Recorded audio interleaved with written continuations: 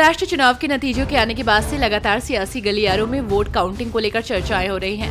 वहीं इसी बीच शिवसेना यूपीटी अध्यक्ष उद्धव ठाकरे ने अपने सभी पराजित उम्मीदवारों को निर्देश दिया कि जिन पोलिंग बूथ पर ईवीएम छेड़छाड़ का शक है वहां पर 5% वीवीपैट की दोबारा गिनती करने की याचिका जल्द दायर करें। ड्रोन तकनीकी को लेकर बात करते हुए मुख्यमंत्री सुखविंदर सिंह सुक्खू ने कहा कि निर्माण, कृषि, चिकित्सा, आपदा के दौरान खाद्य वस्तुओं का वितरण आदि में ड्रोन तकनीक कारगर साबित हो सकती है। ड्रोन तकनीक के माध्यम से प्रदेश में लगभग 15,000 युवाओं को रोजगार के अवसर सृजित किए जा सकते हैं। सुक्खू ने कहा कि सोलर एनर्जी के माध्यम से भी प्रदेश में लगभग 3,000 से अधिक युवाओं के लिए रोजगार के अवसर सृजित किए जा रहे हैं। राज्य में घरों की छतों पर लगभग 16 लाख सोलर रूफटॉप लगाए जाएंगे।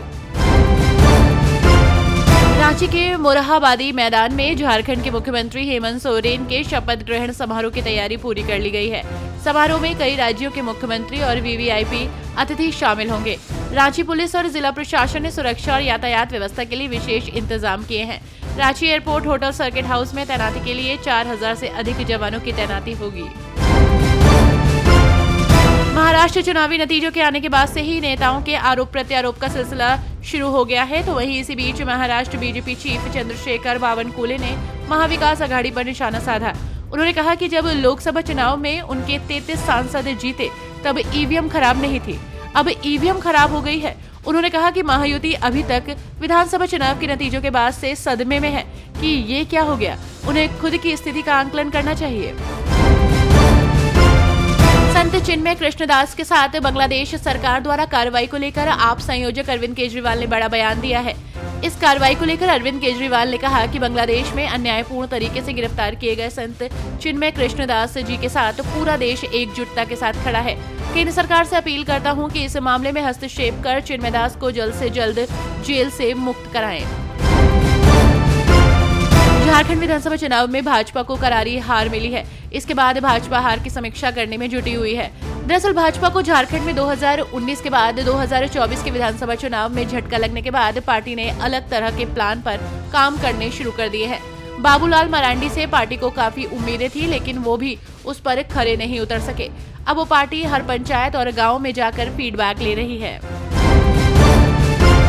ढाका पुलिस द्वारा इस्कॉन बांग्लादेश के पूर्व पुजारी चिन्मय कृष्णदास ब्रह्मचारी की गिरफ्तारी की निंदा करते हुए केंद्रीय मंत्री सुकांत मंजूमदार ने कहा कि उन्हें झूठे आरोप के तहत गिरफ्तार किया गया था और उनकी तत्काल रिहाई की मांग की। सुकांत मंजूमदार ने कहा कि चिन्मय कृष्णदास को बांग्लादेश में गिरफ्तार कर लिया गया, जो कि सनातन हिंदू धर्म से जुड़े सभी संगठनों की आवाज उठा रहे थे, क्योंकि बांग्लादेश में राजनीतिक बदलाव के बाद हिंदू आस्था से जुड़े स्थानों पर लगातार हमले हो रहे हैं।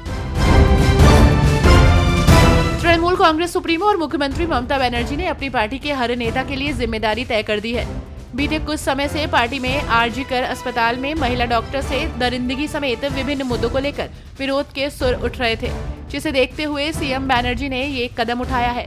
इसके साथ ही कमेटी का भी गठन किया गया है। जमीन के बदले नौकरी घोटाले में 30 अधिकारियों पर मुकदमा चलाने की मंजूरी मिल गई है। सीबीआई ने कोर्ट को जानकारी दी है कि जांच एजेंसी ने आवश्यक मंजूरी प्राप्त कर ली है। लालू प्रसाद यादव, राबड़ी देवी और तेजस्वी यादव भी इस मामले में आरोपी हैं। ऐसे में आने वाले समय में लालू प्रसाद यादव के परिवार की मुश्किलें बढ़ सकती हैं।